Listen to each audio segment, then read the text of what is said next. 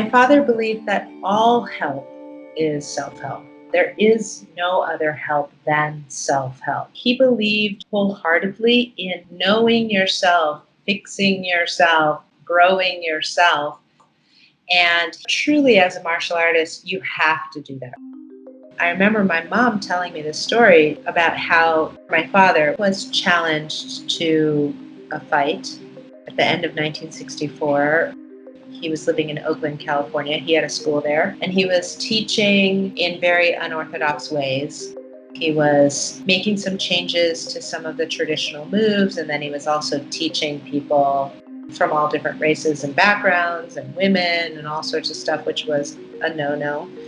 And the old guard, the traditionalists in San Francisco Chinatown, did not like this. So they challenged my father to a match. They said, if we win, then you have to stop teaching, and if you win, then you can keep teaching. My father accepted the fight, and he said, if we're fighting for real stakes, then we're having a real fight. There are no rules. They conferred for a minute, and they said, okay, all right, fine, we agreed. And then he just came out swinging. And they had this fight, and it lasted about 3 minutes. It was very unorthodox because there were no rules, and my father won. My mom came out to see my dad, and he was sitting on the curb outside his school, and he had his head in his hand, and he looked really upset. And she was like, what's the matter? Why are you upset? Like, aren't you so happy you won this fight? And he said, I won, but I didn't perform how I would want to perform, and I was not prepared for a situation that had no rules. In that moment, he realized where his shortcomings were, and that his traditional training, like all of these rigid techniques that he had trained, they went out the door because it was not a traditional fight.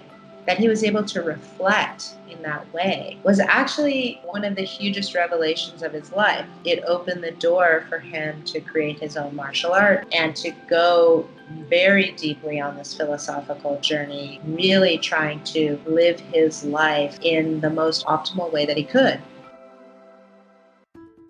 With Jeet Kune Do, which was my father's art, he took it to a much deeper philosophical level. Jeet Kune Do translates to the way of the intercepting fist.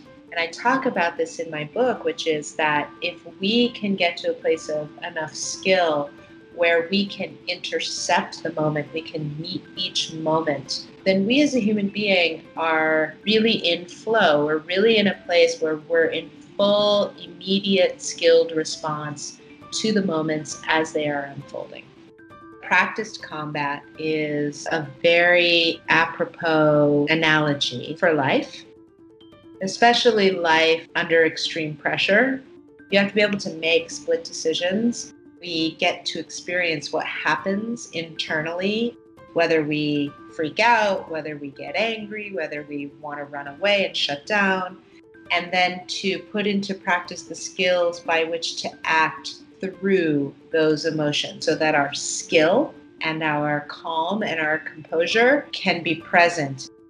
So my father created a number of tools that he had implemented in his life. One of the tools is be symbolic. There are lots of ways to be symbolic or ritualistic in a way that helps you to cement for yourself this new way of being or this new lesson you've learned. My father would create some sort of symbol around it, like a physical symbol. So when he had the Oakland fight, afterwards he created this little miniature headstone that was engraved. That was his symbol to die to his traditional ways and reemerge in fluidity. And, when he created his symbol for his art of Jeet Kune Do, he made a pendant. He had a gold pendant made with that symbol on it that he wore around his neck.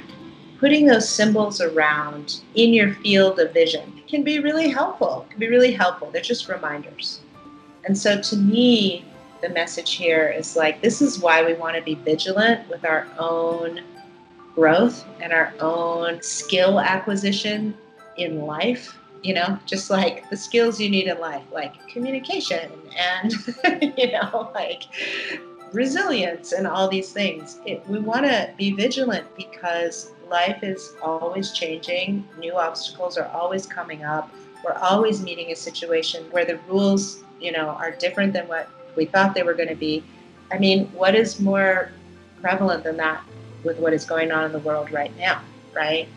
And so if we have been working on ourselves and paying attention, then we get to meet those moments with, a certain amount of skill set. And then we can sort of work through them with a little bit more grace than we would if we had no such skill set. Get smarter faster with new videos every week from the world's biggest thinkers.